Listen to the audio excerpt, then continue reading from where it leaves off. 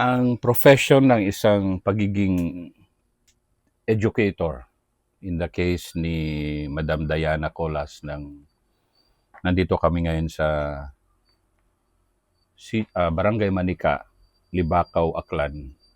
Very, very remote. And yung sacrifices ng isang educator na katulad niya na in this case, doon siya nagturo for years sa Dalagsaan Integrated School. Ituturo niya gaano kalayo at gaano yung sacrifices. Ang interview nito ay napakataas na karangalan na i-present ko for the country to appreciate the sacrifices of our teachers. Especially sa ganitong far-flung, as in flang areas, Madam. Yes po, sir.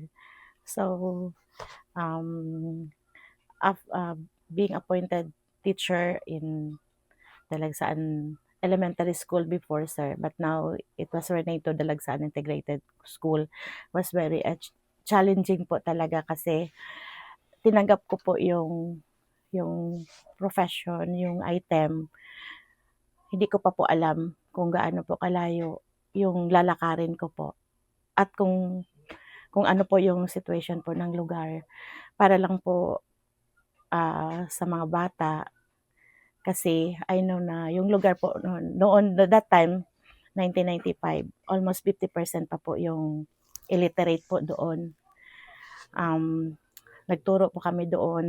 Ako nagturo po ako handling 3 grades. Typical. Multi-grade po. Kasi Typical. konti pa lang po kami doon. Mga ano pa lang po kami, 3 in a complete elementary school. So, pero kahit ganun po, yung pinagmamalaki ko po yung first batch na grade 6 na tinuruan ko po na nag-excel po kami sa National Achievement Test, yung Dalagsaan po. Wala po siyang walang bumagsak po out of my 13 students. Lahat po Sandali, sila Madam. pumasa. Mag-ano muna tayo. Po. Ikwento mo muna gaano kalayo ang Dalagsaan. Ay, okay Ikwento po. mo muna saan. Okay po. Kalibo. Na doon si Boracay. Pero nasa Aklan kami. Ikwento mo muna, Madam, yung nasaan si Dalagsaan, nasaan tayo ngayon. Yung Dalagsaan po, from the town of Libakaw po, that time, it took us 1 day po para makarating po sa lugar ng Dalagsaan. Kasi po, we cross, binibilang po namin yung ilog noon kung ilang beses po namin tinatawid. So, ako, parang 33 po na times tinatawid yung isang ilog lang po. Sige, i-focus ko muna, Madam. Yan yung ilog na tinatawid mo kasi sa likod mo. Opo. Ayan yan. Yan, opo. Yung long and winding river na yan, palabas na yan ng Kalibo, Aklan, the capital ng Kalibo, ng Aklan.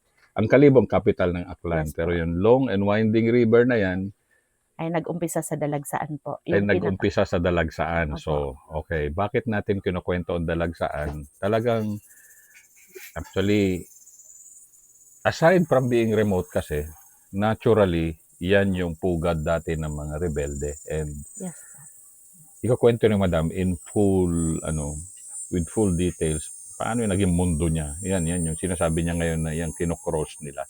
Buti ngayon may daan na. Yes po. Okay, Madam. 1995 tayo. 1995 po. So, pag umalis pa kami ng bayan ng around 6 a.m., darating kami Dalagsaan mga 6 p.m. din po. Kasi from Barangay Rosal, nilalakad lang po namin yon. So, dito po sa kung saan po tayo ngayon, siguro mga nag-consume na po kami ng mga 3 to 4 hours po from the starting point namin sa dito pa lang po na lugar. So, kaya po, halos 1 day po yung 1 day po yung kinoconsume naming paglakad po. Papunta pa lang kayo? Papunta pa lang po yun. At pag pauwi naman po kami, so, nag-aano po kami ng bamboo raft po. Bamboo raft, dyan sa river na yan? Iya po, doon po kami dadaan sa river. So, pag mag-bamboo raft po kami, pag-alis po kami doon by mga bandang 7 po, mga by 2 o'clock nasa bayan na po kami pag Bamboo Rock po. Depende po 'yun sa yung bilis po ng travel time namin depende po sa current ng ilog. And teacher. Ilan kayong teacher, madam, That time po, 3 pa lang po kami sa isang school? sa isang school. Kasi medyo hindi natin makita kasi ito ang Dalagsaan. Pero ang Dalagsaan is the last barangay ng town ng Libacao. Yes po. And kabilang Bounded na po siya ng Antique, hmm, Iloilo, and then Capiz. yan. Itong adjacent barangay lang kaso hindi kami makababa doon ngayon dahil sobrang Makaakyat po. Makaakyat. So, nandito kami ngayon sa adjacent barangay niya. Opo. Pero, sige nga madam, tuloy natin yung sacrifices ng isang teacher. Hindi po talaga biro. Kung wala po talaga, kung yung ina-after lang po is for yung salary, hindi mo talaga po tatanggapin yung lugar, yung assignment doon sa lugar na yon. Kasi, nung ako, parang yung akin lang yung makapagbigay ng serbisyo sa mga bata. Ulitin nga natin, madam, kung after mo lang yung salary, hindi mo tatanggapin, sir. Kasi, dahil kung wala talaga yung love mo doon sa profession mo, at saka yung love mo na makapag-serve sa isang lugar na marami yung walang alam. Maraming walang alam kasi yun nga po yung sinabi ko kanina po, 50% of the population po is halos illiterate po sila. Ganun po. Kasi ang tribo dito noon is, hanggang ngayon is Akyanon, Bukidnon. And ganun, 50% illiterate. Opo.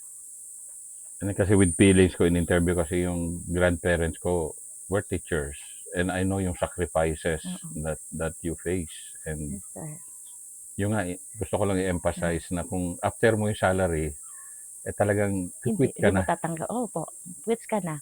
Pero yun nga po, yung love mo doon sa service, at saka yung sa akin kasi sir noon, yung nakikita ko kasi yung sa mga tao na nakakaawa yung mga bata. Kasi nga, actually yung mga students namin noon, mga hindi na yung age level na, yung grade nila, mas matanda sila kung doon sa age level na, sa grade level nila na dapat, kunyari grade 1, meron na kaming 12, may 14, ganun. Kasi nga, yung education, parang, nangyari po kasi sir, kung balikan ko yung history ng sinasabi ng mga matatanda, after nung 1984 nawala, na ambush yung municipal mayor namin dito noon sa Libacao. Eh di, yung mga taga-Dalagsaan, including yung naging husband ko, umalis sila pumunta sila ng Mindanao. Parang iniwan, mga 2 pamilya lang yung natira doon. Kasi doon sa NPA nga. Sige, tinatouch mo na ngayon yung sa education. Kaya sir, education, tsaka in a conflict area, di ba? Opo, kaya nga po, yung mga bata, kumbaga po, nasarado yung school. Nag-stop po talaga yung program ng education doon. Because madam? Because dahil nga po yung iba nag-change of residence na sila. Mostly yung ibang mga pamilya na sila ng Mindanao. So, at saka yung parang wala na ring tumanggap na ma-assign doon. Sige, ano ba yung history ng conflict dyan sa area? So, Dalagsaan, again, nandyan, malapit lang kami, pero at this basta time? po yun nga po, yung rampant na po yung pag-visit ng mga upland people. Tapos nagkaroon po ng doon nakausap ko pa yung dating nagturo po doon. Siya lang, one teacher lang po siya na-experience niya po kung paano po yung ambush sa doon mismo sa lugar. Saan ba inambush ang mayor, madam? Dito lang po sa may banda. Dito na po, malapit lang sa Guadalupe. Guadalupe po yun. 1984 po yun, sir. And yun na yung nag-erupt na yung... Nagsialisan na po yung mga doon. Pati yung asawa ko noon, yung family niya, nagpunta na sila ng Mindanao. Nagstay sila doon ng about 3 to 4 years yata. Ganon. Kasi ito noon, syempre, andito yung NPA, ano na rin, tuloy-tuloy na rin ng military operations. Oo, parang gano'n na po. Hmm. Kasi nagkaroon na din ng mga ano, yung kagaya nga ni Manong, naging ano po siya doon, yung after nilang bumalik yata may mga trainings na ng ano, ng CAFGU. Hmm. Tapos nung time naman na 'di nag-okey na po, medyo naglaylo na rin yung ano. Kaya yun naman, nabuksan ulit yung school, ni-reopen ulit. After how many years? Mga about 5 years. Gano'n Mm. gano'n katagal yung pag-close niya because of conflict? Opo, gano'n po. So, kaya nga po yung mga ibang mga bata kumbaga po matanda na sila na grade 1, Hmm. gano'n po nangyari. Yung kumbaga parang nag-ano na sila after nung magbalikan, panibagong ano na naman, panibagong buhay gano'n, yung mga tao. Kasi yung nagsialisan, eh, And 1980 pumasok pa, ka madam, pumasok ka 1990 pa. dito, nakabalik na yung tao. Opo, nandun na po. Pero ano ulit, halos back to zero ang karamihan. May Opo, back to zero po talaga. Kasi yung mga ano nila, yung mga kabuhayan nila like yung meron silang mga alagang mga hayop, Hmm. binenta lahat nila yun. Para So, para ano, makaalis sila, mm. yun na po. Tapos after naman na medyo okey na, nagbalikan naman, balik na naman sila. Parang dalawang dalawang families yung naiwan doon. Yan ang kuwan ng conflict. And I hope yung lalo na yung mga taga-Aklan na manonood dito, gusto ko lang ma-appreciate nyo rin yung pinagdaanan din ng probinsya nyo. Kasi 15 years na siyang walang gulo, Opo, insurgency free. Pero in the recent past, ayan, 1995, yan 1998, madam, na 3 years mo rito. I mm, mean, sacrifices. opo. Pero may love life naman. Yeah. Oo Sige, nga po, madam, eh. tuloy tayo. Ano na yung ikukuwento ko sa'yo, sir. Ayun nga, kahit ano, kahit yun lang yung talagang ano ko, sir, yung naipagmamalaki ko. Kasi kahit kahit malaki, kahit malayo, at least yung mga students namin nag-excel. Marami ng professionals, yung mga estudyante ko noon sa Mm. grade school, Mm. mga professionals na, may mga professionals na ngayon na kasama ko na rin. Sa teaching. Sa Kasi teaching, ito opo, nga, sa teaching, I'm so happy na in 2 years time kasi magre-retire ka na. And opo, ito yung masabi mong once upon a time, opo, I was a teacher in Dalagsaan, Libacao, yes Aklan, po, ground zero ground ng zero, ng opo, conflict. opo. And then yun, after 1998, transferred na po ako sa dito, Luktuga. And then, after 4 years, na-home base na po ako sa amin, kung saan taga doon talaga ako, sa alma mater ko po. Mm. Ano lang po yun, malapit lang sa bayan. Pero balik tayo sa profession of teaching. Ano yung dala-dala mo na malalim-lalim na experiences from your Dalagsaan days na baon-baon mo hanggang ngayon na pa-retire ka na, madam? Yung kung paano ko tulungan yung estudyante ko po. Against I-provide all odds kasi to, di ba? po. Against all odds, walang kuryente, wala Wala lahat. po, opo. Kung paano ko sila, yung mai-provide ko po yung ano, yung kailangan nila sa school.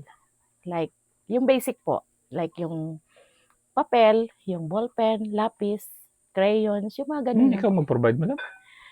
Po, Ikaw magpo-provide pa? opo. Kasi wala silang gagamitin po, sir, pag wala kang dala. Ganon. Kung madadala kami ng contestant namin, di ba may mga Girl Scout, may mga ganun Mm. po, encampment, kung sa sports. Ako rin po yung naghahanap ng mga damit na yun para sa kanila. Sandali muna. Gaano kapuro ba yung Dalagsaan in those times? Poor po, As in? as in po.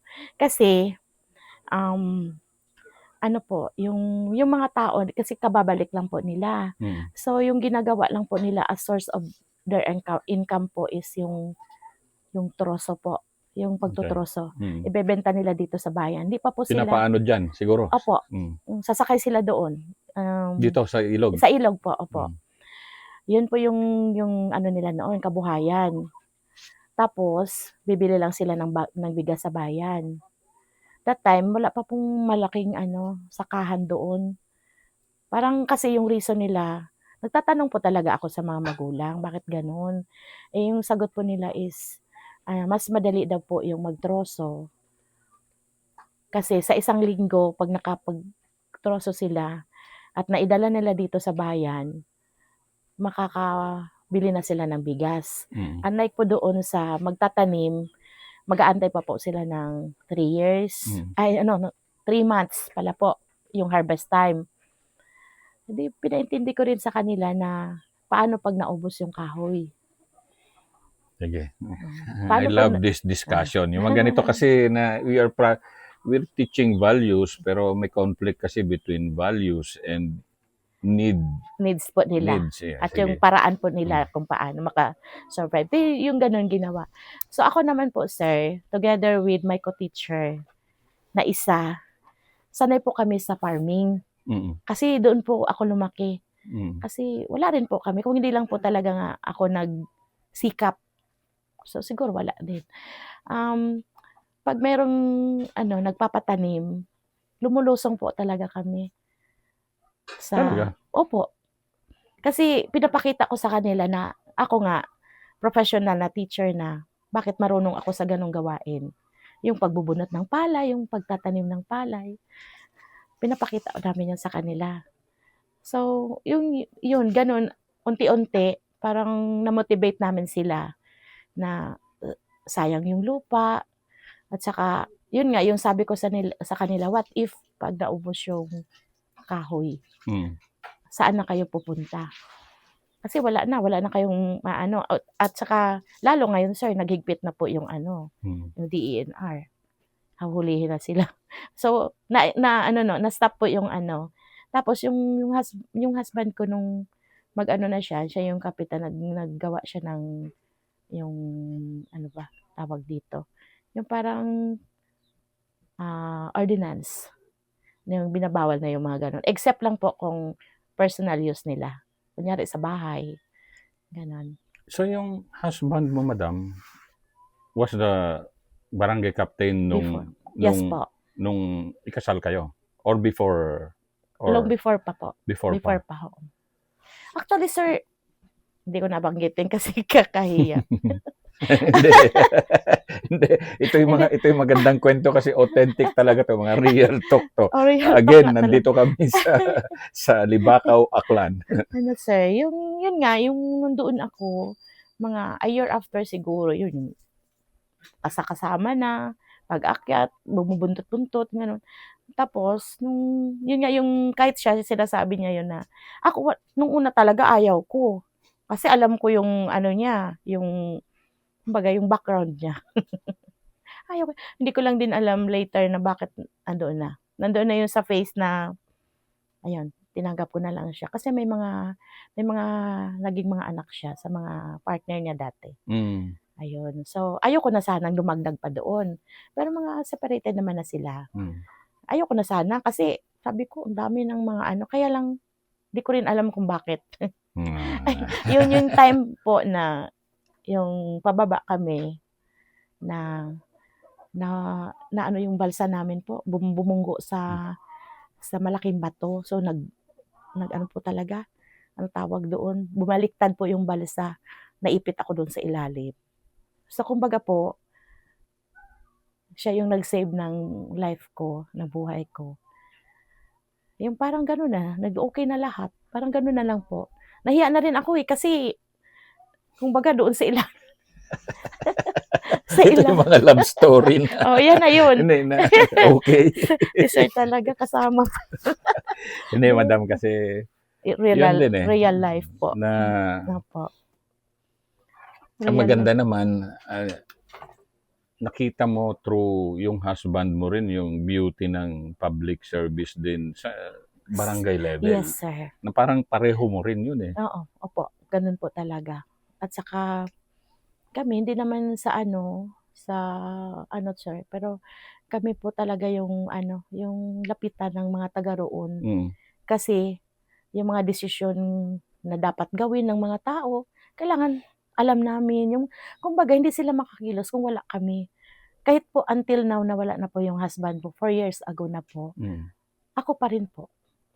Yun yung ano nila, kumbaga Nawa naman ako na hindi tulungan. So, gano'n lang. Kung ano lang din naman yung dati na buhay pa siya, inaano ko na continue na lang po yung ano ko, So, yung ilang years kayo nagsama? 25 po, 25 Wow! years, 25 Nandito years. siya, pero nagtuturo ka dun sa labas? Do'n ako actually po yung most of the time, may ano kami sa poblasyon po, do'n yung bahay namin. Hmm, Pero siya naman from time to time akyat, kaya akyat na. talaga dito Oo, na. kasi after nung ano niya po, after nung barangay captain, naging Liga president po siya, 'di yung focus naman na po niya dito na sa baba. Tapos, after naman nun, siya na yung umupo doon sa Sangguniang Bayan sa IP sector po, So, sa IPMR, IPMR, sa Indigenous Peoples Mandatory Representative. representative So, sa bawat bayan, municipality, opo, bawat municipality may IP IP po. population, may IPMR. Yes Yan, po, for opo. the Opo. information ng general public. Pero madam, pakikwento mo nga yung beauty ng public service, yung dalawa. Kasi, kasi, gusto ko rin ma-realize ng sambayanan na there are people like Madam Diana na who faithfully served and sincerely served yung underserved communities, just like Dinagsaan. Yes po. And just like her late husband did for many years ba? Pwede ba natin ano ba yung service sa inyo? Yung service po, yung pagtulong na walang inaantay na kapalit. Wow. Period. Yung Lagyan na muna natin ng tuldok yun kasi yung pagtulong po na dine-describe ko po nga yung family namin as DSWD. bakit? Kasi po lahat na lang po. Lahat na lang po ng kailangan, problema ng community. Not only in Dalagsaan, sir, lalo nung naging municipal IPMR siya. Kung ilan yung covered na IP area, lahat yun pumupunta sa amin po. Kunyari, may hospital, merong yung may mga namatay. Pero most of the time po yung sa hospital talaga. Yun yung biggest rin Opo. na doon kailangan na immediate cash, which is Yes, sir. Kung minsan, sabi ko, iniisip ko na lang po, minsan nga sabi ko, yung kumbaga yung para na sa amin, ibibigay mo pa sa kapwa mo kasi nangangailangan sila. Yun nga sabi ko, okay lang po yun para, okay lang tumulong para wag lang po kami makaranas ng yung mga sakit po ba na yung mga sakit na malubha or nangangailangan ng perang malaki. So, ganun po. Until now po, kahit wala na po yung husband ko, ganun pa rin po kami. gaano ka Ako, kaligaya, madam, na you're living that kind of life? Of course, minsan, sir, para sa amin nga, naibibigay ko pa. Pero gaano ka kaligaya na masaya po ako, sir. Kasi, di po ba sa parang yung sa Bible ba na yung isa rin yun sa natin na yung tumulong sa kapwa natin, lalo na yung walang-wala talaga. Ganun po. So, sa Dalagsaan, may mga families na natulungan din namin nung mag-aral. Nag-aaral pa lang yung mga anak. So ngayon, meron na po silang mga professionals na. Kumbaga, yung family na yun, minus na sa tutulungan niyo? tulungan namin. Kasi yung objective namin that time, sir, kahit isa lang sa family, merong makatapos. Yun yung objective namin. Lagi namin sinasabi yan sa kanila. Kasi at least kung merong isa, yun na yung bahala doon sa family niya. Ganon. Tsaka masaya lang din. Minsan mahirap, pero God will provide ng lahat. Ganun po. Ganun po ako. Kasi naranasan ko na rin po yung maubusan. Pero may mga tao na ginamit para magkaroon ka ulit. Parang ganun lang. So, medyo na ako nasanay na rin po ako na ganun yung sistema ng aming buhay. Yung nandoon yung may hihingi sa'yo ng pamasahe pauwi sa bukid, yung gano'n. Yung kailangan may bilhin na ganito, Na hindi, yung walang tigil kasi yun eh. opo, Kasi walang once na tigil. ine-expect nila na ikaw ang Meron, leader mm. nila, Pero ano naman sir, hindi naman talaga yung ano, meron ding ano, nagse-set din po ako ng boundary. hmm, Meron ding na ano, may hanggang dito, boundary, kasi oo. hindi, wala na Kung eh. 'pag 'pag naubos na yung gano'n, yung certain amount na yun na ano, wala na, stop na muna. Hmm, Kasi hindi mo naman po kakayanin lahat ng ano, hmm, ng lahat-lahat. Kung hmm, alin lang yung urgent po, yun lang yun. Like, may mga years po na nag-ano doon yung nag-pandemic yung ano po, yung, ano nga tawag dito, yung sakit po na LBM, hmm. oo, Na yung gano'n, tuloy-tuloy madam, tuloy-tuloy lang. tuloy-tuloy po. So, hindi na rin kaya magpa-ospital. Ang ginagawa ko na lang, nagpapareseta lang ako sa doktor ng mga gamot na ano, mga gamot na yung first aid nila, yung mga over the counter lang ba sir na ano, mga gamot na puwede nilang gamitin para maano, maayos kahit papaano, pero gumagaling naman sila. May mga tao 'yan kami na inuutusan kung sino yung magdadala, Hmm. yung gano'n. Gano'n ka ano doon sa amin, kahirap po. Pero yung para sa, kasi yung paninerbisyo kasi para sa puso talaga, at Oo, saka ano, yung gano'n opo, madam nga hindi, para ma-inspire op din yung younger op teachers op na kung minsan, yung ganito kasi na buti nga ngayon may daan na eh, 'di ba? opo. Na Actually ano, sir, almost half yung natanggal. hmm, Kasi from the last point ng habal-habal po, hmm. so kung mabilis ka lumakad, it took 2 hours lang po, nandoon ka na sa Dalagsaan. Noon, Noon, hmm. yun nga po maghapon, Hindi, ngayon, ngayon mga 2 hours lang kung mabilis ka. Ako kuha ko ng 4, 4 ako po, at my age po. from here to 2 hours Sa pa. last pa hindi po, malayo pa po dito yung last na marating ng habal-habal po, malayo pa po. Mga dito is mga around 10 kilometers pa siguro Yeah, from due to here. time constraints kasi hindi na kami makapunta ng Dalagsaan, because I would love to, dahil makita natin yun yung mga ultimate na mga very, very, very hard to reach ba. Pero Opo, andito kami ngayon. Pero equally, andito sa Barangay Manika is ito rin, naging sentro rin ng ano. And mm, we're here to celebrate yung, it was because of service that areas like this were service of teachers, mm, service of soldiers, service of mm. other Other government kwan po, government, ano na, that areas like this were pacified, and yun nga, yun, mm. nawala na yung sobrang gulo na ano. Yes po, masalamat po at, ngayon po yung nagkaroon na po doon ng ano, actually po yung bago namatay yung asawa ko po, siya po talaga yung nag-ano doon ng ano, malagyan po ng ano, kasi nga po magulo na po, eh, pandemic time po, Hmm. magulo na sila doon. Malagyan ng Ng ano po doon, ng kagaya po ng anong tawag dito? detachment. Opo, Kasi detachment. may detachment doon. Mayroon na po ngayon. Okay, madam. Anong effect ng isang detachment katulad ng nandito ngayon sa detachment sa Manika? Anong effect nun doon sa inyo? Maano na po, maano na, yung peaceful na po yung lugar.